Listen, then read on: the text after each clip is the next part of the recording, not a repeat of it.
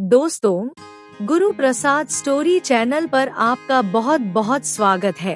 Video शुरू करने से पहले कृपया आप मेरे चैनल को सब्सक्राइब जरूर करें और साथ में बेल आइकन को भी दबा दें ताकि मेरे नए वीडियो का नोटिफिकेशन आपको मिल जाए। और अगर वीडियो अच्छा लगे तो कृपया लाइक, कमेंट और ज्यादा से ज्यादा शेयर करें। अब देर न करते हुए आज की साखी शुरू करते हैं। दोस्तों, एक बार बाबा नानक और भाई मर्दाना लोगों का उद्धार करते करते जिला मिंटगुमरी के गांव दीपालपुर में पहुँचे। जब शाम का समय हुआ तो हल्की हल्की बारिश शुरू हो गई। बारिश को देखकर भाई मर्दाना ने बाबा नानक के आगे प्रार्थना की और कहा, बाबा अगर आप आज्ञा दे तो मैं गांव में जाकर किसी के घर अपने रहने का इंतजाम करूं, क्योंकि बारिश शुरू हो गई है। बारिश में हम किसी पेड़ के नीचे तो रात गुजार नहीं सकते, इसलिए अगर आपकी आज्ञा हो तो मैं जाकर रहने का कुछ इंतजाम करूं। बाबा नानक ने उसकी बात सुनकर कहा, ठीक है मर्दान्या, तुम जाकर रहने का इंतजाम करो, तब तक हम यहीं बैठते हैं।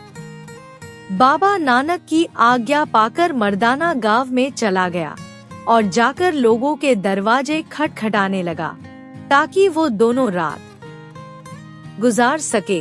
भाई मर्दाना बहुत लोगों के घर गया, लेकिन हर तरफ से उसे निराशा ही मिली। अगर मर्दाना किसी हिंदू के घर जाता तो वो ये बोलकर मना कर देता कि तुम दोनों में से एक मुसलमान है और दूसरा हिंदू है, इसलिए हम तुम दोनों को अपने घर में रहने की जगह नहीं दे सकते। इसी तरह अगर मर्दाना किसी मुसलमान के घर जाता तो उनके वहाँ से भी यही जवाब सुनने को मिलता। घना अंधेरा हो चुका था। जब मर्दाना को कहीं भी रहने की जगह ना मिली तो वो थक हार कर वापस बाबा नानक के पास पहुंचा और जाकर उनको सारी आपबीती बताई। भाई मर्दाना के मुख से ये बात सुनकर बाबा नानक ने मर्दाना से कहा, मर्दान्या, इस गांव का केवल एक आदमी ही नहीं बल्कि पूरा गांव ही सोया हुआ है और इस गांव के लोगों को सद्बुद्धि देने के लिए ही करतार ने हमें इस गांव में भेजा है। ये बोलकर बाबा नानक ने भाई मर्दाना को साथ लिया और गांव से बाहर जाने वाले रास्ते की तरफ चल दिए। गांव के थोड़ा बाहर आकर उनको बांस की बनी हुई एक झोपड़ी दिखाई दी। उस झोपड़ी के अंदर एक दीपक जल रहा था। जब बाबा नानक उस झोपड़ी के पास पहुँचे तो उन्हें अंदर से किसी के रोने और कराहने आवाज आई। आवाज से ऐसा महसूस हो रहा था कि जैसे कोई दर्दनाक भयंकर पीड़ा से गुजर रहा है। बाबा नानक ने रोने की आवाज सुनकर मर्दाना से कहा, मर्दान्या, झोपड़ी के अंदर जाओ और जो कोई अंदर रो रहा है उसे बाहर लेकर आओ। जब मर्दाना गुरुजी के हुक्म पर झोपड़ी के अंदर जाने लगा तो झोपड़ी के अंदर इतनी बदबू आ रही थी कि मर्दाना से बर्दाश्त नहीं हुआ और वो एकदम से झोपड़ी से बाहर आ गया और गुरुजी से बोला, गुरुजी, अंदर तो एक कोढ़ी इंसान है जिसका पूरा शरीर गल चुका है, जिसके कारण झोपड़ी के अंदर से बहुत बदबू आ रही है।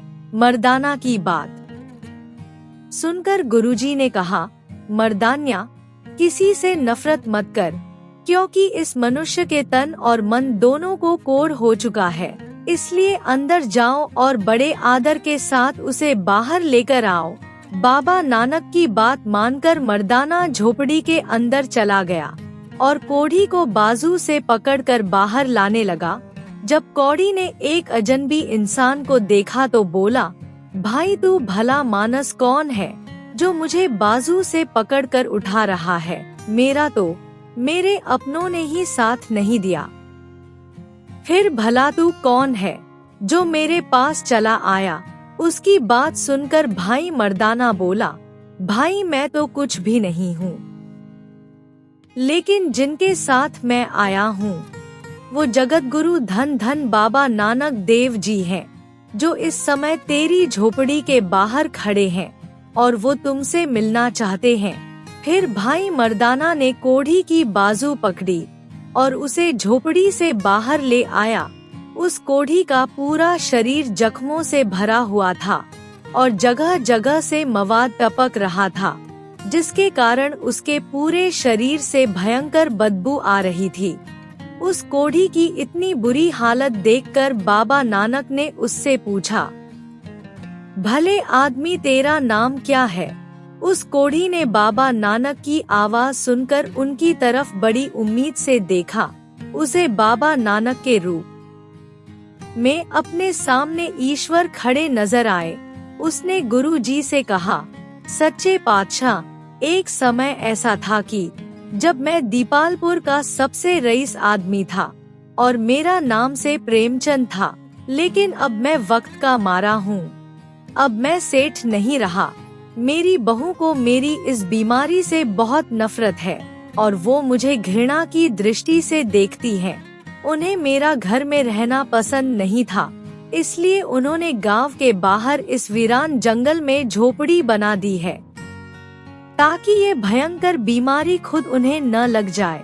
इसलिए वो मुझे अकेला मरने के लिए जंगल में छोड़ गए हैं। शुरू में तो वो कभी कभार मेरे लिए खाना दे जाते थे, लेकिन अब तो वो खाना देने भी नहीं आते।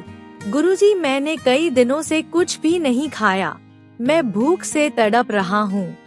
इस वीरान जंगल में मेरा दर्द कोई नहीं सुनता, क्योंकि पूरा गांव मेरी इस भयंकर बीमारी से डरता है। उन्हें डर है कि कहीं ये बीमारी उनको ना लग जाए, इसलिए गांव वाले भी मेरे पास नहीं आते, यहाँ तक कि मेरी झोपड़ी के आसपास भी नहीं फटकते। मैं कई वर्षों से अकेला ही ये दुख भोग रहा हूँ। अब तो मेरी जीने की इच्छा भी नहीं रही। उस कोढ़ी की इतनी बुरी हालत देखकर गुरु जी को उस पर दया आ गई। उन्होंने उस कोढ़ी से कहा, प्रेमे, क्या तू जानता है, इस बीमारी का कारण तो खुद ही है। तुझे भगवान ने धन दौलत ऐशो आराम सब कुछ दिया था। तेरे पास दुनिया की हर चीज थी। भगवान ने तेरे पास किसी भी चीज की कमी नहीं रखी थी, लेकिन इसके बाद भी तूने कभी दान पुण्य नहीं किया, कभी किसी गरीब या जरूरतमंद की मदद नहीं की, यहाँ तक कि किसी जानवर पर भी दया नहीं दिखाई।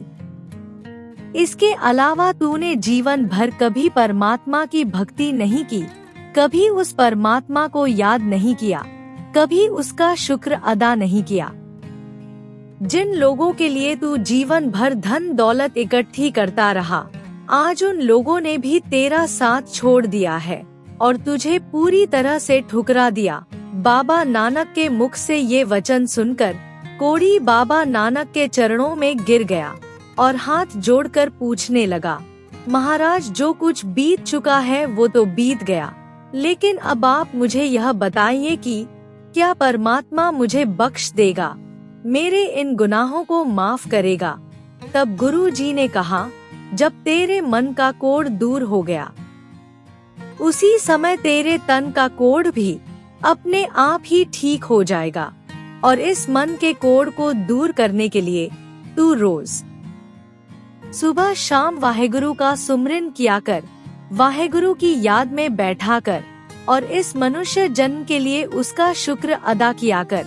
करतार अपने आप भली करेंगे। बाबा नानक की बात सुनकर कोढ़ी को बहुत शांति महसूस हुई। तब बाबा नानक ने उससे कहा, हम कुछ दिन तेरे साथ ही रहेंगे। बाबा नानक की बात सुनकर कोढ़ी घबरा गया और बोला, बाबा, मेरी झोपड़ी में बहुत बदबू आ रही है और चारों तरफ बीमारी ही बीमारी फैली हुई है। आप अंदर कहाँ रुकेंगे? बाबा नानक ने उससे कहा कि तुम इस बात की चिंता मत करो, वाहेगुरु जो करेगा अच्छा ही करेगा। उसके बाद भाई मर्दाना कोढ़ी को झोपड़ी के अंदर ले गया। फिर बाबा नानक और भाई मर्दाना उस कोढ़ी की झोपड़ी में 3 दिन तक रहे और उसकी मर्म पट्टी भी की और इसके साथ उसे करतार का नाम जपाया। गुरुजी रोज सुबह उठकर स्नान करते। वो अपने साथ उस कोढ़ी को भी स्नान करवाने के लिए ले जाते जब वो कोढ़ी पहले दिन स्नान करके बाहर आया तो उसने अपने अंदर काफी बदलाव महसूस किया। उसे ऐसा महसूस होने लगा कि वो ठीक हो रहा है। इस तरह वाहेगुरु जी की उस पर कृपा हुई और 3 दिनों के अंदर ही कोढ़ी का कोढ़ पूरी तरह से ठीक हो गया और वो पूरी तरह से स्वस्थ हो गया। उसको देखने से लगता ही नहीं था कि जैसे वो कभी बीमार भी था। ये खबर पूरे गांव में फैल गई। पूरे गांव में शोर मच गया कि कोढ़ी की झोपड़ी में एक महात्मा आए हुए हैं, जिन्होंने केवल 3 दिनों में ही कोढ़ी का कोढ़ बिल्कुल ठीक कर दिया है और अब वो कोढ़ी बिल्कुल स्वस्थ हो गया है। ये खबर सुनकर पूरा गांव और कोढ़ी का परिवार गुरुजी के पास झोपड़ी में पहुंच गया और सभी लोग हाथ जोड़कर बाबा नानक से कहने लगे कि महात्मा जी, हमें माफ कर दो। हमसे अनजाने में बहुत बड़ी गलती हो गई और इसी गलती के कारण हमने उस दिन रात को अपने घर में रहने की जगह नहीं दी। हम अपनी उस गलती के लिए बहुत शर्मिंदा है, इसलिए कृपा करके आप हमें नासमझ समझकर माफ कर दे। बाबा नानक ने उनकी बात सुनकर उन्हें समझाते हुए कहा, रोगी इंसान से कभी भी नफरत मत करो, बल्कि बड़े प्रेम प्यार से उसकी सेवा करो और उसे इस बीमारी से लड़ने के लिए हिम्मत दो, ताकि उसका मनोबल बढ़ सके। करनी भरनी सब इसी दुनिया में है। जैसा तुम आज किसी के साथ करोगे, वैसा ही तुम्हारे साथ कभी ना कभी किसी न किसी रूप में जरूर होगा। यही इसी दुनिया का नियम है। जैसा करोगे वैसा फल पाओगे। ईश्वर के इस नियम को कोई नहीं बदल सकता, क्योंकि ये पूरी सृष्टि चलती ही इस कर्मों के सिद्धांत पर है। बाबा नानक के मुख से ये शब्द सुनकर कोढ़ी प्रेमचंद की बहू और बेटे बाबा नानक के चरणों में गिर गए और अपनी गलती के लिए माफी मांगने लगे और कहने लगे कि हमने अपने पिता के साथ जो बुरा सलूक किया, उसके लिए हम बहुत शर्मिंदा है। आज के बाद हम ये गलती कभी नहीं करेंगे। उसके बाद पूरे गांव ने भी बाबा नानक को वचन दिया कि वो आज के बाद ऐसी गलती कभी नहीं करेंगे और फिर पूरे गांव वालों ने मिलकर उस जगह पर एक धर्मशाला बनवाई, जो कि आज भी उसी स्थान पर मौजूद है। दोस्तों, हम लोग बीमार व्यक्ति को देखकर मुंह फेर लेते हैं और ये सोचते हैं कि कहीं ये बीमारी हमें लग जाए और हम उस व्यक्ति को तड़पता हुआ छोड़कर चले जाते हैं। लेकिन ये हमारी बहुत बड़ी गलती है, क्योंकि मनुष्य ही मनुष्य के काम आता है। अगर आज हम किसी के दुख में काम आएंगे तो कल को ईश्वर हमारी मदद जरूर करेंगे, क्योंकि कुदरत का नियम है, अच्छा करेंगे तो अच्छा ही मिलेगा और अगर बुरा करेंगे तो बुरा मिलेगा। इसको कोई बदल नहीं सकता। और दोस्तों, वैसे भी ईश्वर ने मनुष्य को बनाया ही इसलिए है कि वो एक दूसरे की मदद कर सके। अपने हर सत्संग या कथा कीर्तन में साधु संत यही कहते हैं कि हमेशा दूसरों की मदद करो और सबके साथ प्रेम प्यार से पेश आओ। यही उस ईश्वर का सच्चा संदेश है। हमें भी बाबा नानक के इस संदेश को ध्यान में रखते हुए गरीब, दुखी और जरूरतमंद लोगों की मदद जरूर करनी है, चाहे वो किसी भी हालत में हो। अगर हम उनकी मदद करेंगे तो ईश्वर हमारी मदद जरूर करेंगे और हमारी भक्ति को स्वीकार करेंगे।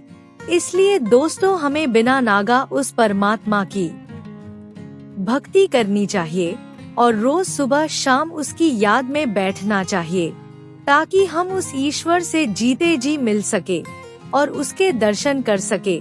दोस्तों, आज की साखी आपको कैसी लगी? कमेंट करके जरूर बताओ और अगर वीडियो अच्छा लगा हो तो लाइक, शेयर और सब्सक्राइब करना ना भूले। अगर आपके अंदर किसी भी तरह का कोई सवाल है तो आप मुझे कमेंट करके पूछ सकते हैं। मैं आपके सवाल का जवाब देने की पूरी कोशिश करूंगी। इतने कम समय में आपके बेशुमार प्यार के लिए बहुत बहुत धन्यवाद।